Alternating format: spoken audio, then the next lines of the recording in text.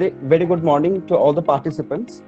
I am Devjyoti Ghosh. I'm going to host 5th National Webinar organized by Bengal Law College Shantiniketan, a unit of Camellia Group. I will like to introduce Professor Dr. Patnaik sir and our convener, Mrs. Anindita Sarkar Datta ma'am. And now, before this come in the main part of the session, I'd like to request our TIC ma'am to give her a welcome speech. Over to you, ma'am. Very good morning to you all, and a hearty welcome to this program organized by Bengal Law College. It's my pleasure to welcome Dr. Patnaik to our program with a very tiny and unofficial, informal invitation. He is ready to do the program. I'm really obliged for that, sir. For a quick introduction for Dr. Patnaik. He is the assistant professor in sociology, engaged in NUSRL, National University of Study and Research in Law, Ranchi.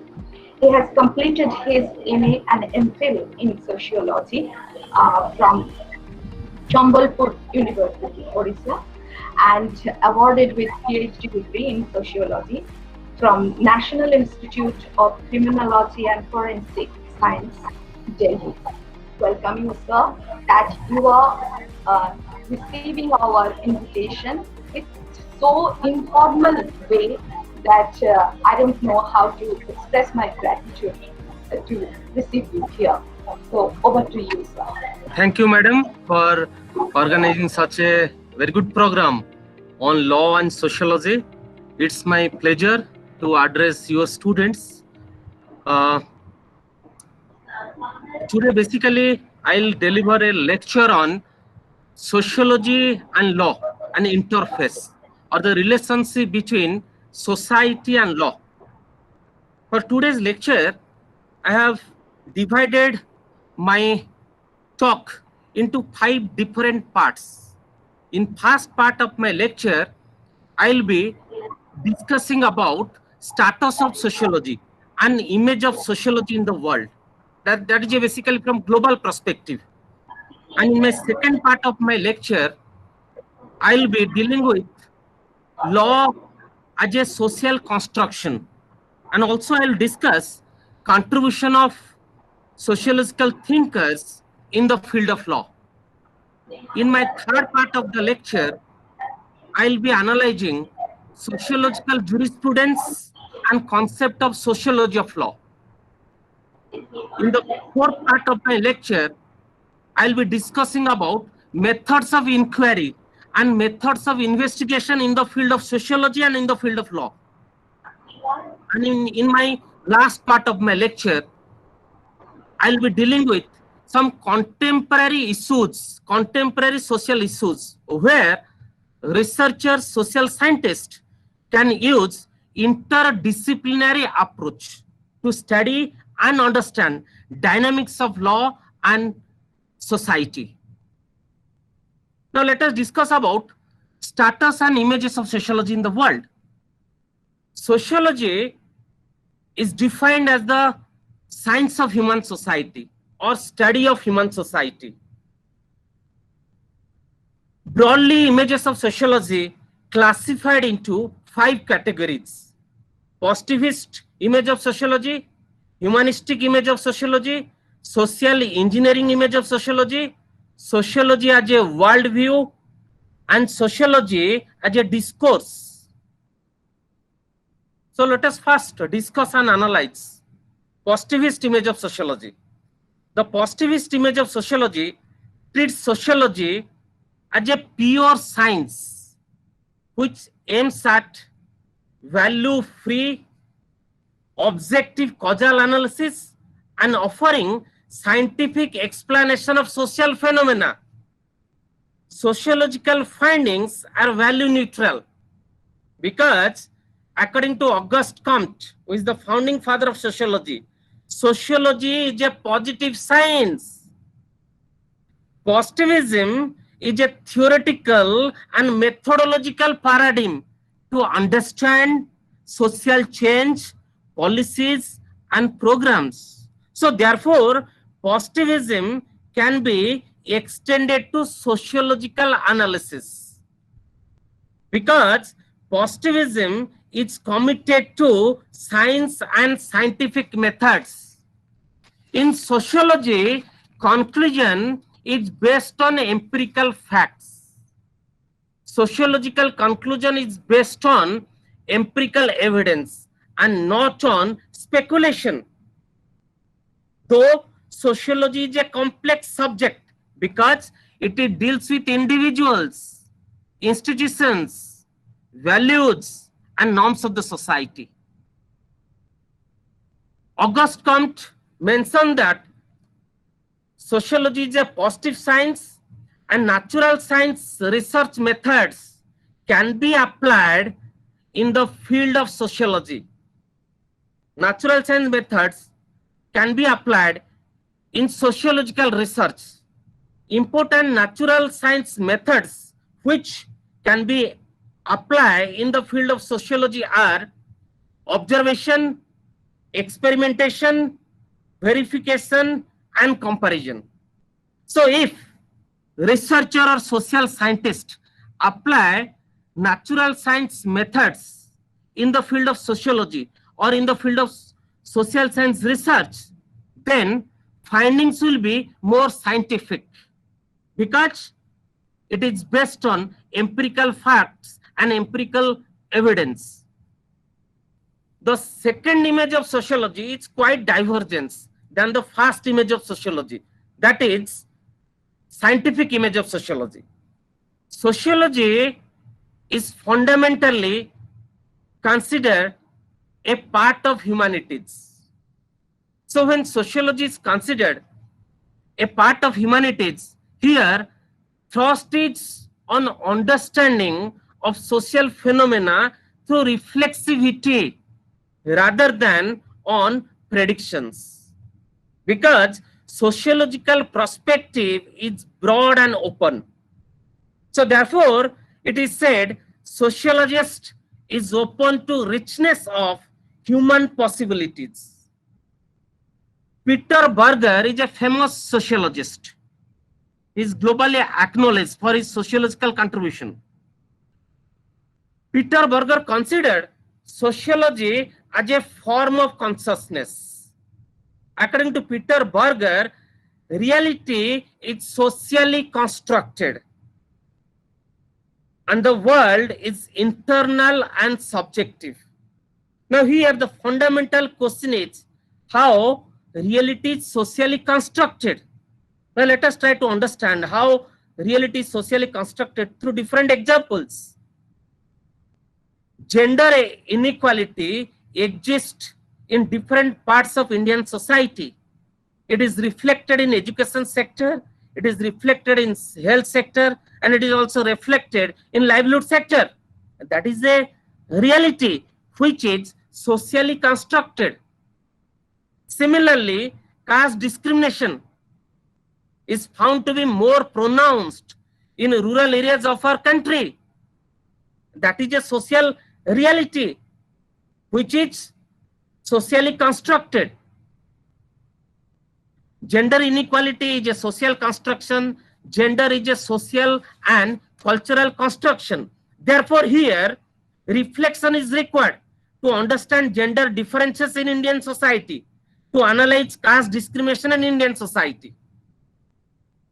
Third image of sociology is that sociology as a discourse. Discourse is defined by famous sociologist Michel Foucault as ways of constituting knowledge. For Michel Foucault, discipline is a discourse, sexuality is a discourse, madness is a discourse.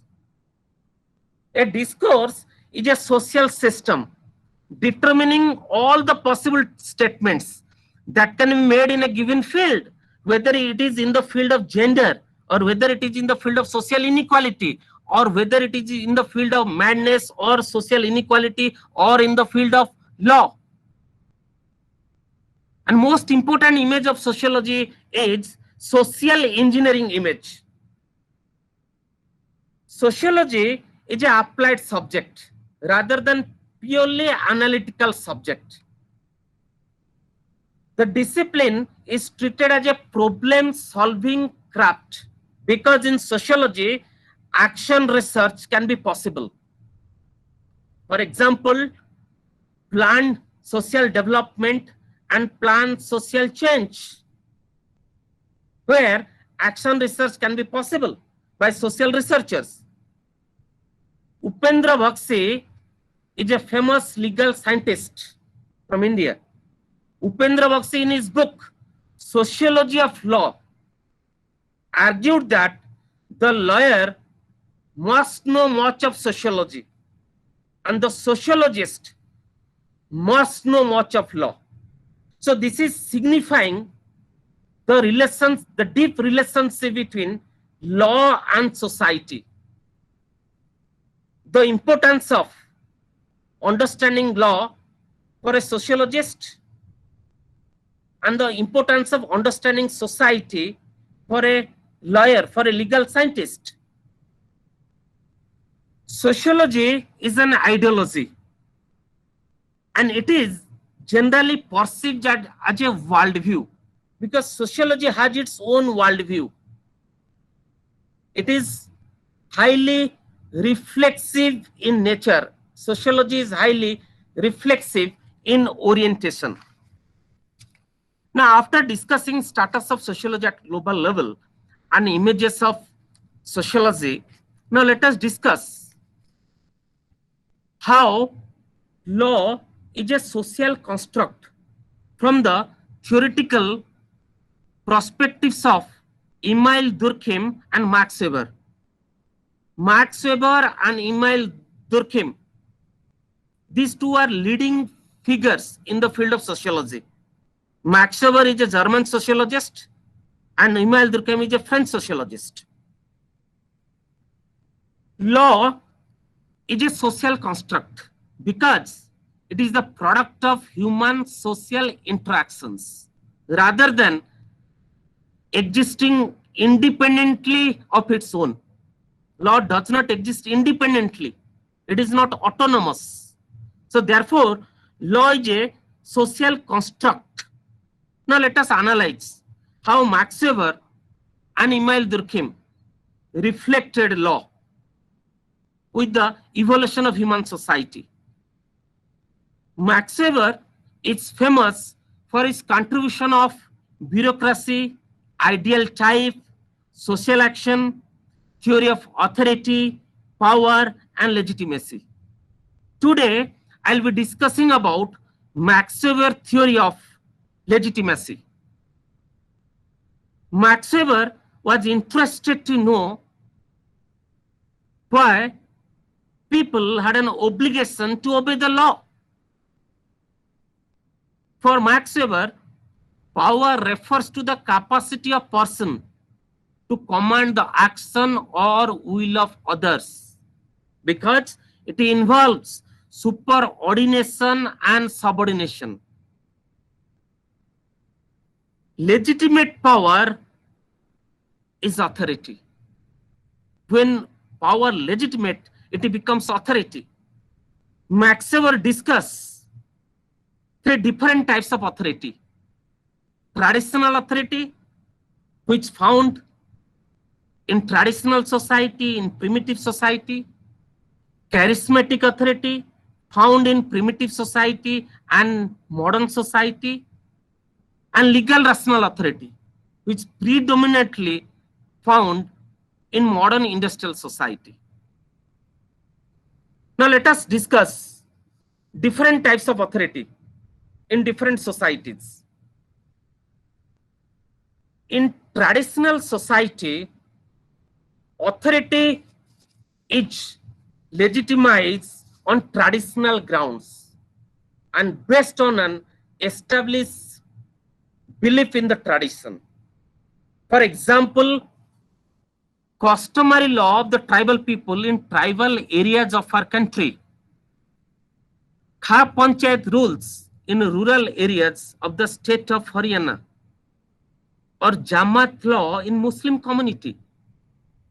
These are non-state legal practices found in different parts of our country. or authority exercised by elderly people in a rural village, or authority exercised by elder male member in traditional joint family of Indian society. These are examples of traditional authority discussed by Max Weber. Charismatic authority is based on extraordinary qualities of a person. Charismatic authority, according to Max Weber, is based on extraordinary personality of political leaders. For example, Mahatma Gandhi is a charismatic leader of our country. Nelson Mandela is a charismatic leader. Similarly, Subhash Chandra Bose of independent India. In traditional authority and in charismatic authority, according to Max Weber, authority rests on persons. So therefore, authority is purely personal in nature, in traditional type of authority or charismatic type of authority. But in modern industrial society, Max Weber found there is rise and growth of rational legal authority, because modern industrial society is a rational society. Rationality is based on efficiency. Rationality is based on prediction. Rationality is based on calculation. Example of rational legal authority is bureaucracy. Rational authority, according to Max Weber, is impersonal in nature because it is highly codified. It is based on written rules, written codes. Therefore, it is highly codified. So, according to Max Weber, with the evolution of human society, from primitive society to industrial society to post-industrial society, we found there is growth and development of authority, from traditional authority to charismatic authority, and finally in industrial society, now we all are living, we'll found, there is predominance of rational legal authority. Professor Emile Durkheim is a prominent sociologist. He is famous for his contribution of suicide, social facts, division of labor, theory of social solidarity. Now today I'll discuss about concept of law discussed by Emile Durkheim. Professor Emile Durkheim considers law as the most important observable manifestation of the collective consciousness. For Emile Durkheim, law is the visible symbol of social solidarity. Emile Durkheim classified law sociologically on the basis of social sanctions. Professor Emile Durkheim examined and explored law in pre-industrial society and modern industrial society. Emile Durkheim found in pre-industrial society there is prevalence of repressive law. Law is highly religious in nature. Punishment is very severe, is very strong, because in primitive society, pre-industrial society, collective sentiment is very strong among people. So therefore, violation of law considered as a violation to the collective consciousness, though collective consciousness is a moral phenomenon. Collective consciousness means collective will of the people, totality of belief of the people. So therefore, violation of law is considered as the violation of collective consciousness. So therefore, law is repressive in nature in primitive society, in traditional society, in pre-industrial society. But in industrial society, which is more differentiated, which is more specialized, according to Emile Durkheim, there is complex division of labor in modern industrial society.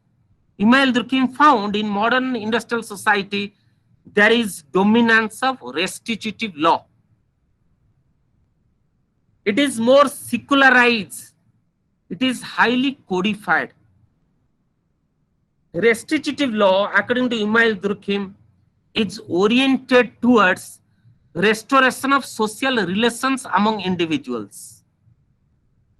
For examples, family law, law of contract, law of tort, administrative law.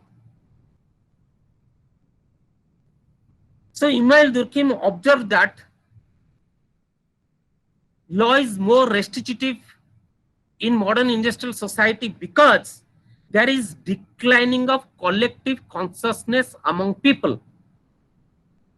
Because modern society is more differentiated, it is more specialized, people are more professional, unlike primitive society or traditional society or pre-industrial society.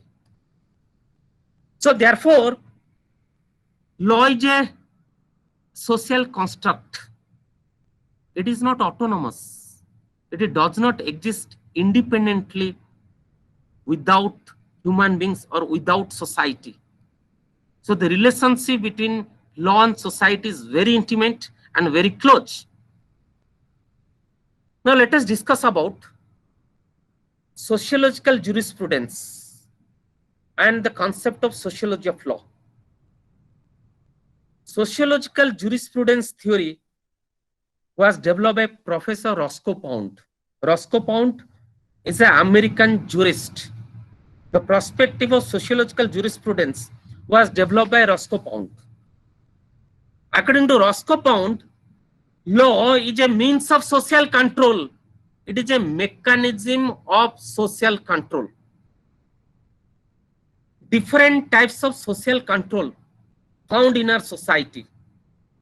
Some forms of social control are informal in nature and some forms of social control are formal in nature. Culture is informal means of social control. Custom is informal means of social control. Usages, informal means of social control. But law is formal means of social control. Court is formal means of social control. Army, formal means of social control. So social control is required in the society to regulate human behavior. In traditional society, there is more dominance of informal agencies of social control or informal means of social control. But in modern society, there is more dominance of formal agencies of social control, formal means of social control. So for Roscoe Pound, it is a social control mechanism. Law is a social control mechanism which is required to regulate human behavior. It is a cultural force. Roscoe Pound regards law as a social institution which may be improved by human effort. Roscoe Pound was interested to study how law is actually functioning or actually working in the society rather than its abstract content. For example, Government of India implemented Right to Education Act RT in 2009, but to what extent children are getting the benefits of Right to Education Act in rural and tribal areas of our country. So therefore, Roscoe Pound was interested to study how particular act or law is actually working or functioning in a society for the benefit of the people. Another example could be MGNRGS Act. Government introduced MGNRGS Act in rural areas of our country to improve standard of living. To what extent it is operational in rural and tribal areas of our country. Professor Roscoe Pound gives more emphasis on the social ends of law rather than its sanctions. Professor Pound referred law as experience developed by reason and reason tested by experience. Even Professor Roscoe Pound recommended for establishment of Ministry of Social Justice in the United States of America. He was interested to study social effects of legal institutions. According to Roscoe Pound, every legal decision must be analyzed, must be interpreted to find out its impact on the society. Traditional legal scientists analyze law as an autonomous system, but sociologists analyze law as a part of social system, because law is a social construct. So therefore it is a part of our social system. There are two perspectives of sociology of law discussed by Professor Roscoe Pound. First perspective of sociology of law is that sociology of law as certain methods through which legal questions can be examined and analyzed. For example, death penalty should be abolished or not from India. Another important perspective of sociology of law is to investigate legal phenomena from sociological perspective. It means, or it involves, to investigate legal phenomena through sociological methods and sociological perspectives. For example, crime as a legal phenomena. For example, domestic violence as a legal phenomena. So there are basically two approaches, two perspectives of sociology of law. Now, after discussing about sociological jurisprudence, concept of sociology of law, let us discuss about methods of inquiry or methods of investigation in the field of law and in the field of sociology.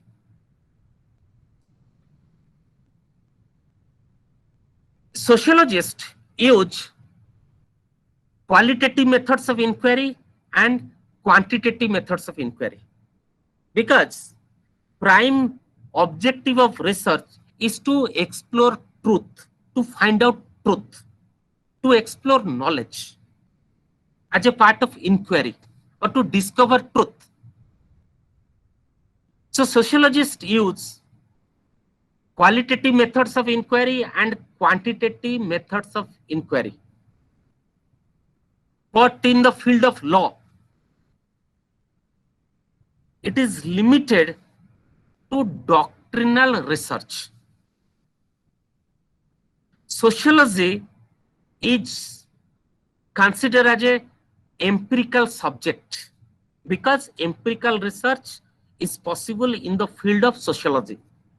That is the major limitation in the field of law. Though many legal scientists around the world, now they are adopting sociological methods for doing empirical analysis of legal phenomena.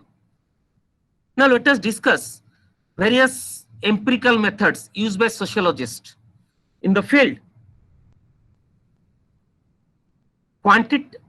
Now I'd like to discuss about quantitative research and qualitative research. Quantitative research is more statistical in nature. In quantitative research, researcher can measure social world.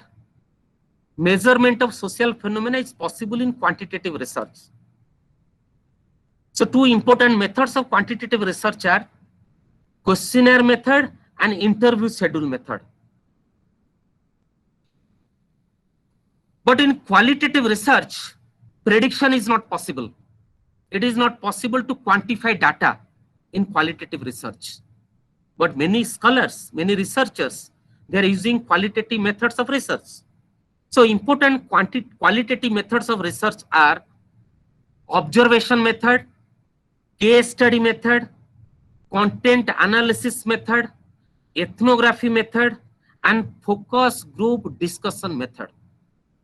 Now, in qualitative research method, prediction is not possible. But researcher can interpret facts. Researcher can analyze social phenomena. So therefore, in legal research, sociological tools, sociological methods can be applicable to analyze and understand legal phenomena. So for today's lecture, I have identified contemporary issues, contemporary sociological issues, social problems where we can use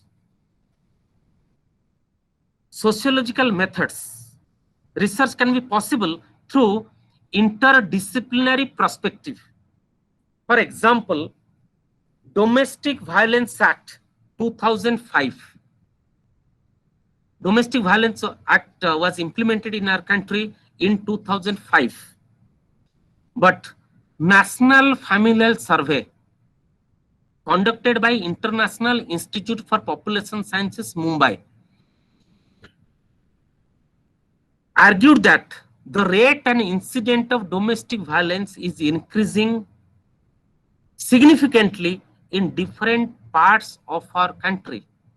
Now, my fundamental question is to all law students, scholars in the field of law, can it be possible to address the issue of domestic violence only through legal interventions? Can it be possible to reduce the rate and incidence of domestic violence from our society through different acts, through different amendments, or through legal interventions?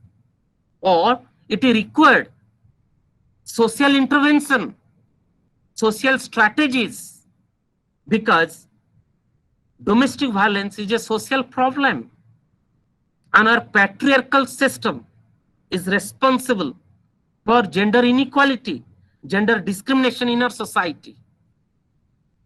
The second example is more recent, why Sushant Singh Rajput, famous Bollywood actor, committed suicide. Suicide is a major social problem, and according to World Health Organization, it is one of the 10 leading causes of death in the world. In India, National Crime Records Bureau published Crime in India report and suicidal deaths every year. So I was analyzing suicidal deaths report published by National Crime Records Bureau, Delhi. I found that in India, 20% people are committing suicide due to family problems, which was followed by health problems, health related issues. People are also committing suicide due to property disputes, land disputes. Similarly, young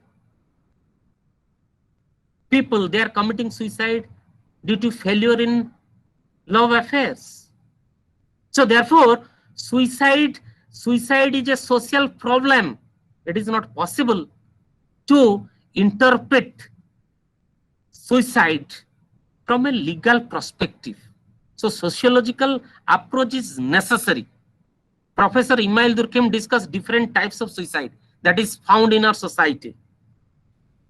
Now, another important example which I found is very important. I found that the rate of divorce is very high in United States of America in comparison to Indian society. My question is why? why diversity is very high in USA in comparison to Indian society, and how we can analyze from sociological perspective and from legal perspective. Similarly, why gender inequality exists in Indian society. There are various acts. Government of India is implementing various programs for empowerment, for development of women. But why gender inequality exists in Indian society, or why caste inequality is more pronounced in rural areas? Another important example could be India is witnessing declining of sex ratio. It is also analyzed by Professor Amartya Sen in his book Argumentative Indian. So sex ratio was declining of sex ratio is more pronounced in 1980s. It was reflected in Census of India report 1981 in the state of Haryana and Punjab. So these are some legal and social issues where interdisciplinary approach is required. To analyze, to understand, and to interpret domestic violence, caste inequality, homosexuality, sex ratio, sociological methods, sociological tools will be more useful, because sociology is empirical. So law students, in addition to doctrinal method, can apply sociological methods to make research more scientific. Thank you so much, sir. Thank you for glorifying and enlightening us with your profound knowledge in this subject. So I will open the session for the participants to ask question one by one. Good morning, sir. This is Shautudeepa Mukherjee. I'm pursuing my LLM.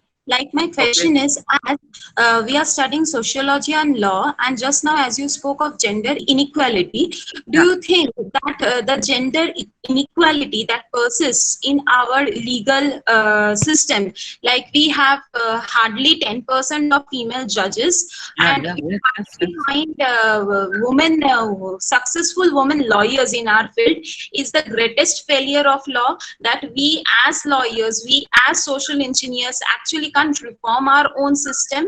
Is this the greatest failure of law, that it is not able to impact in the society, and hence gender inequality is still there in the society? Basically, dear student, social and cultural construct, try to understand, is a theoretical formulation. It is a social and cultural construct. How gender inequality started? How it is started? It is started from the family itself. Yes, sir. And more discrimination in the family is more pronounced in rural areas. So when gender inequalities persist in Indian society, it is reflected in declining of sex ratio. Sex ratio means for 1,000 males, how many females? In many parts of our country, in various states, particularly northern states, situation is very worst. In Haryana and Punjab, in Rajasthan, people are killing their girl child. There are various indicators to analyze gender inequality. Let us take one indicator, educational indicator. If you analyze male literacy rate and female literacy rate in the state of Rajasthan, in the state of Punjab, and in the state of Haryana, you'll find there is more gender gap so far as literacy is concerned. But what about Kerala? 100% literacy. Therefore, sex ratio is very favorable in the state of Kerala. Even infant mortality rate is very low in Kerala. So our criminal justice system is facing a major challenge so far as gender inequality is concerned, because participation is limited, very low, not only in the field of judiciary, but also in the field of administration. But we have to find find out the cause. When participation is very low in education sector, let us analyze primary sector, primary education sector, secondary education sector, and university education sector. If you analyze participation of females from primary to university level, naturally Yes. it is reflected in participation in working sector. Women participation rate in organized sector is very low in comparison to participation of male members. We have to start from the beginning. Gender sensitization program is necessary at the community level. Miss Sanhita Adhikari, she has requested to define you about the Harvard Spencer's thought in the field of sociology in brief. Actually, Herbert Spencer basically discuss about evolutionary theory of society. According to Herbert Spencer, primitive society is simple society, but modern society is complex society. Therefore, in modern society, difference is more pronounced. Primitive society is based on similarities, cooperation, whereas modern society, according to Herbert Spencer, it's based on coordination rather than cooperation. Arpita De, Good afternoon, sir. Death penalty is said to be violative of human rights, but in the current scenario of our Indian society, do you think an act which itself is inhuman, like rape or murder, deserve anything less than death penalty? Yes, you have asked a very significant question. Rape Thank you. is a heinous crime. So I think, death penalty should be there in our country. Though many European nations, they have abolished death penalty. This is my opinion regarding death penalty. Basically, in the context of sociology of law. So basically, I argued that legal phenomena can be examined through sociological methods. For example, whether death penalty should be abolished or not, a survey can be conducted to understand the opinion of the people, because ultimately law is for the people. It is a social product. It is not autonomous. It develops as per the requirement or needs of the people. Because in traditional society, Maxwell rightly pointed out, we found traditional authority, but in modern society, authority is more impersonal. Good morning, sir. Sir, this is KP Das, first year law student of Bengal Law College. Okay. So my question is that regarding the gender inequality, it has started since ancient time of Manu, Correct. who has given that stricture that a Hindu family or whatever it is to have a male child, just to do the last days rites, that funeral rites, and Fine. eternality to obtain. So this is the system still going on in our society, even in towns also, cities and towns, to have more number of sons or to have at least a son. So from that level, I think it has started the gender inequality, just to have the rights and to continue to the dynasty. Yeah, KK Das, you are absolutely right. And I must tell you, while doing research at Tata Institute of Social Sciences, Mumbai, I was a part of study, initiated by International Institute for the Study of Population Sciences. I found that son preferences is more in metropolitan cities of our country. But interestingly, in tribal areas, sex ratio is favorable. That means for 1,000 males, there are more females.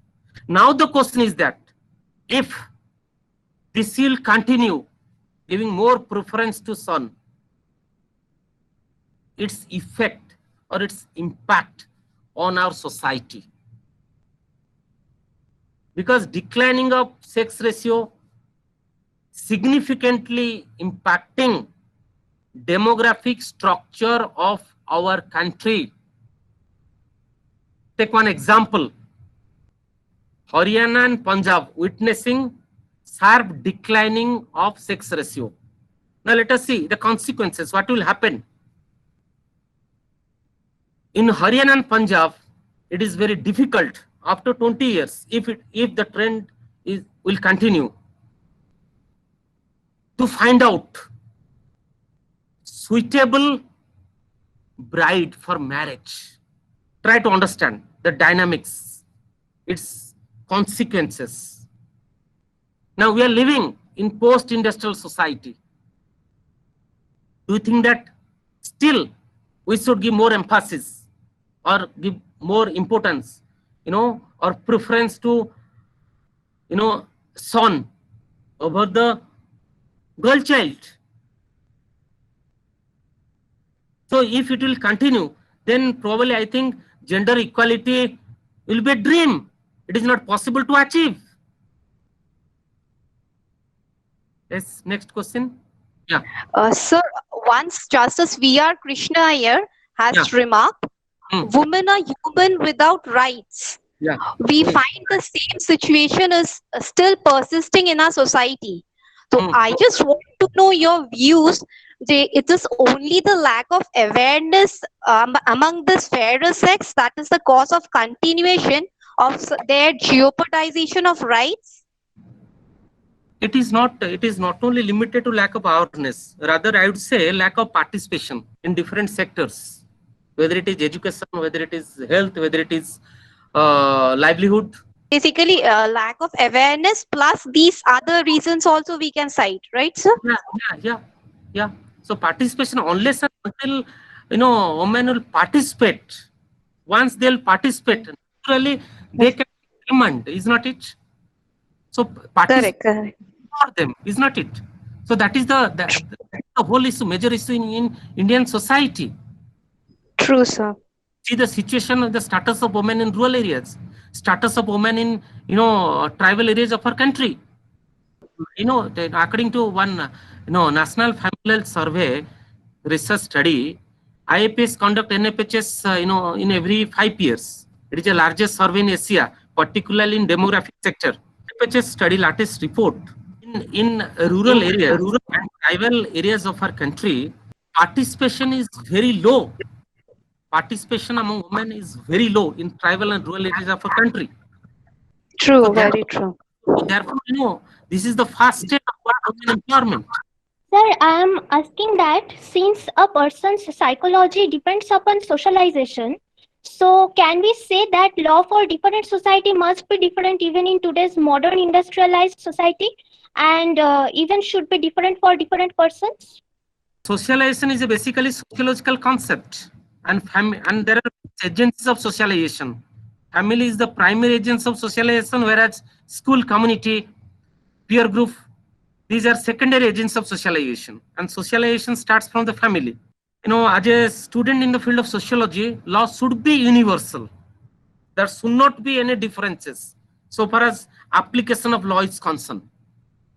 Law should be universal. It should be universal applicable for all people in the society.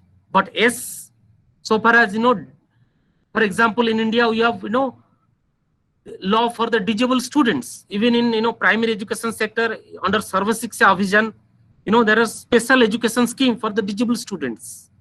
Fine, but law should be treated. It should be universal. It should be universal for all sections of the people.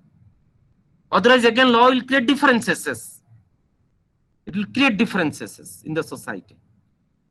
Therefore, in modern society, Max Weber found that there is legal rational authority, which is impersonal, not personal. It is impersonal in orientation.